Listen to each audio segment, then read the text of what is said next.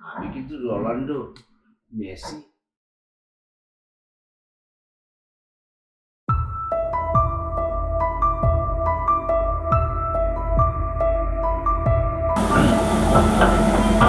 কি ব্যাপার?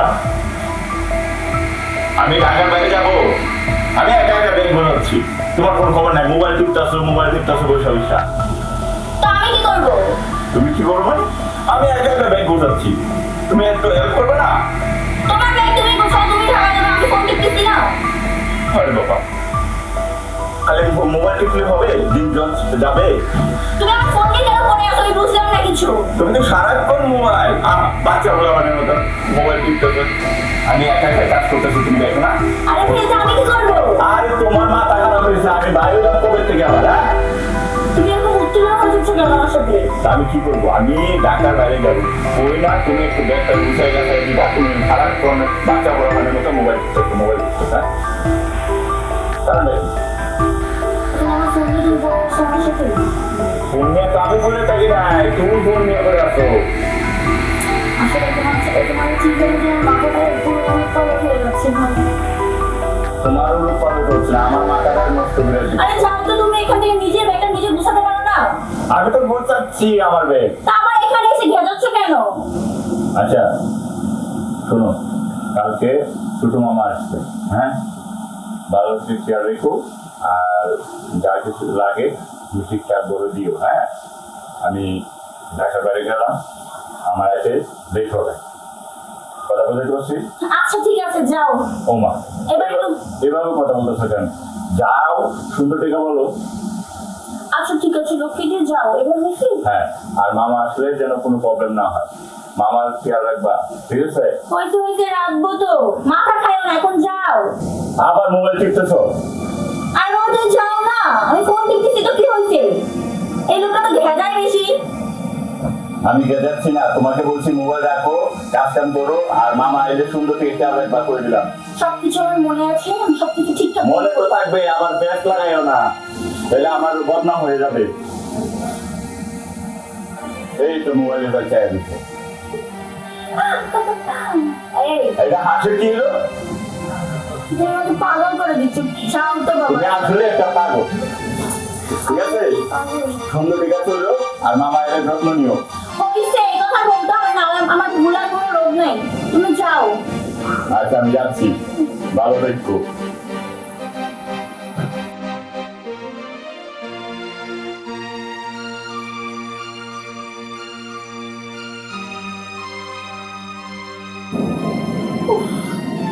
মায়েরা এখন আসলে দাদা কানে নিয়ে যে পড়লাম, তার কাছে যে বিয়ে দিল বাবা, ফোনও টিপতে পারি না, তার অনুমতি নিয়ে ফোনও টিপতে হবে আমাকে।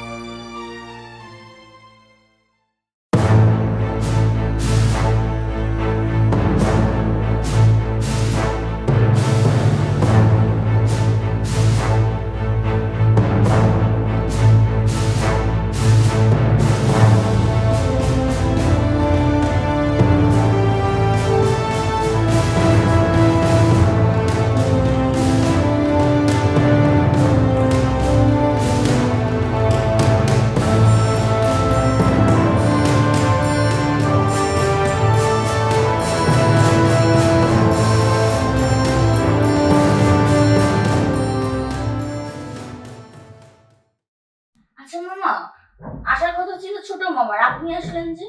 ও, আসলে তোমার ছোট মামা আসার কথা ছিল, একটা কাজে বিজি হয়ে গেল, আমাকে বললো ভাইজান একটু যান, তো সেক্ষেত্রে আমি আসলাম। যাকে শুনো, বাসায় ভাগ্নে কোথায়? কেউ নেই? আপনার ভাইনা তো কাজে গিয়েছে। কি বলো, কাজে গিয়েছে? তো তুমি সবসময় এই বাড়িতে একই থাকো? মানে সময়টা কি একই কাটে? হ্যাঁ মামা, আমরা তো একাই থাকি এই বাসায়। আহা, কষ্ট, খুব কষ্ট তাহলে তোমার। মামা কিসের কষ্ট? শোনো, মেয়েদের একটা কথা কয় না, মুখ ফাটে তো মুখ ফাটে না, ঠিক না? এই কথাটা আমি ভালো করে জানি। তোমার মামির কাছ থেকে অনেক শুনেছি, একটা মেয়ে একা থাকাটা খুব টাফ হয়ে যায়, বুঝছো, খুব কষ্ট হয়। সেই করে তোমাকে দেখি মনে হচ্ছে তোমার যে নাটুর শরীর, মানে এত সুন্দর শরীর, আমার ভাই না তোমাকে যদি সময় না দেয় তাহলে এই শরীর চালা কি হবে? আপনি কি বলছেন আমি আপনার ভাগনা বউ। তুমি ভাইদের বউ, অসুবিধা কি? আমার ভাইটা খুব ফ্রি। তোমার যে এই যে শরীরটা, আমার ভাইটা তো সারাক্ষণ 24 ঘন্টা তোমার সাথে সাথে থাকার কথা। এই শরীর চালার জন্য তো একটা রুটিন দরকার। আমার ভাইটার সাথে অনেক মুরব্বী আপনি দূরে থাকুন না।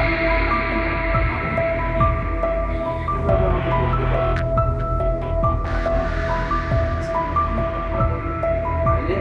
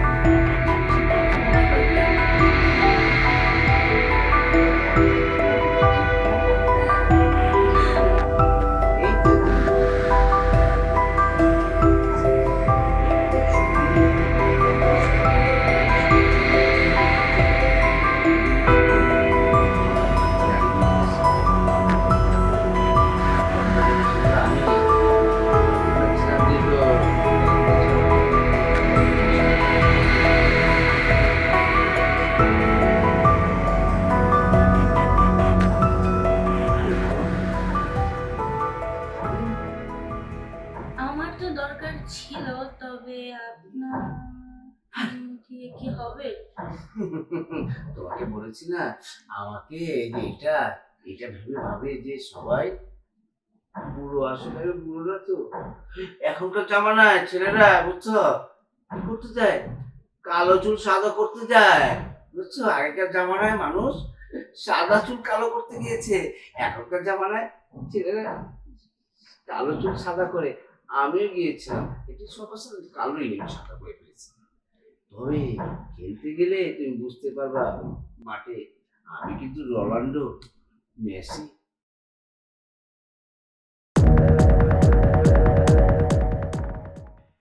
মামা আপনি তো কথাই না কাজেও প্রমাণিত। আপনার ভাগ্যটা যদি এমন হতো। কি দরকার ভাইটার এমন হয়? আমি তো আছি, তাই না? তুমি তাহলে এখন